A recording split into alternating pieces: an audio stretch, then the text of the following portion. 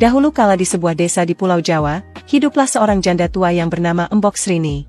Jadi Embok Srini ini tinggal sendirian dan bekerja di ladang sebelah rumahnya. Embok Srini ini merasa kesepian semenjak ditinggal oleh suaminya itu, dan dia kemudian memutuskan untuk menemui Buto Ijo untuk meminta seorang anak kepadanya. Buto Ijo ini adalah raksasa yang tinggal di sebuah goa di hutan yang dalam, di mana diketahui bahwa Buto Ijo ini bisa mengabulkan permintaan orang dengan syarat ditukar dengan tumbal. Embok Srini pun menyampaikan maksud dan tujuan kedatangannya itu kepada Buto Ijo. Di sini Buto Ijo kemudian mengatakan bahwa dia akan mengabulkan keinginan dari Embok Srini dengan syarat bahwa ketika anak tersebut sudah berumur 6 tahun, maka Embok Srini harus mengembalikan anak itu kepada Buto Ijo untuk dia jadikan santapan. Karena keputusasaan Embok Srini, akhirnya dia pun setuju, dan Buto Ijo ini kemudian memberikan sebuah biji timun untuk Embok Srini tanam. Singkat cerita, tanaman timun itu pun tumbuh dan berbuah, di mana terdapat satu buah timun yang ukurannya cukup besar, dan memancarkan cahaya keemasan. Embok Srini pun membelah timun itu, dan didapatkan ada seorang bayi perempuan yang cantik di dalam timun besar itu, dan dengan perasaan bahagia, dia pun memberi nama anak itu dengan sebutan Timun Mas. Seiring berjalannya waktu, Timun Mas pun tumbuh menjadi seorang anak yang periang, dan karena rasa sayang yang begitu besar kepada Timun Mas ini, Embok Srini pun tidak ingin kehilangan Timun Mas, di mana dia kemudian mencari petunjuk dengan datang ke Gunung Kidul untuk meminta bantuan dari seorang pertapa sakti. Di sini sang pertapa sakti kemudian memberikan 4 kantong kecil, dan menyuruh Embok Srini untuk memberikannya kepada Timun Mas, di mana diketahui bahwa 4 kantong kecil itu nantinya bisa membantu Timun Mas melawan Buto Ijo.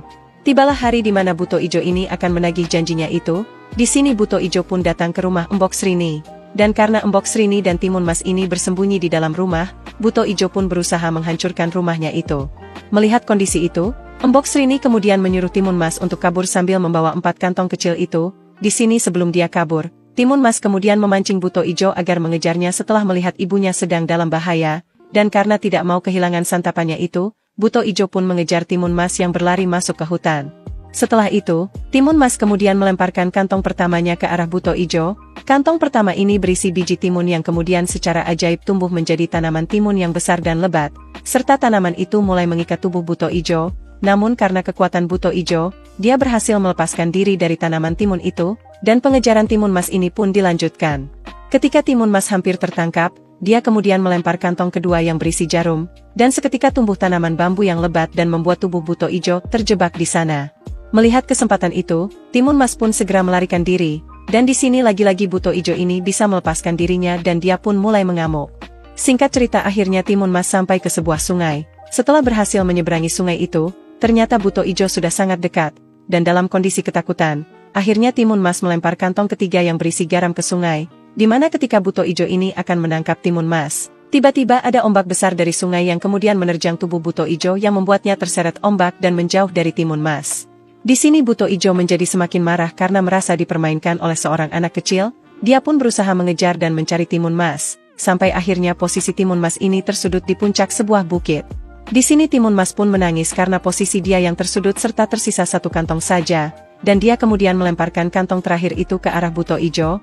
Namun di sini Buto Ijo berhasil menangkisnya dan membuat kantong terakhir itu jatuh ke tanah. Kantong itu berisi terasi yang secara ajaib berubah menjadi sebuah kolam lava yang panas. Di sisi lain Buto Ijo yang tidak sadar akan lava panas itu merasa sudah menang, di mana dia tertawa sambil memukul batu bukit di sekitar itu untuk menunjukkan kemenangannya. Timun Mas yang sudah pasrah ini pun terus menangis dan berharap ada keajaiban, di mana tiba-tiba saja batu yang dipukul Buto Ijo ini pun runtuh, yang membuat dia terjatuh dan masuk ke kolam lava itu. Di sini Buto Ijo merasakan kesakitan yang membuatnya benar-benar tidak bisa melawan lagi. Lava yang panas itu akhirnya menenggelamkan Buto Ijo ini, dan akhirnya Timun Mas bisa mengalahkan Buto Ijo ini untuk selama-lamanya.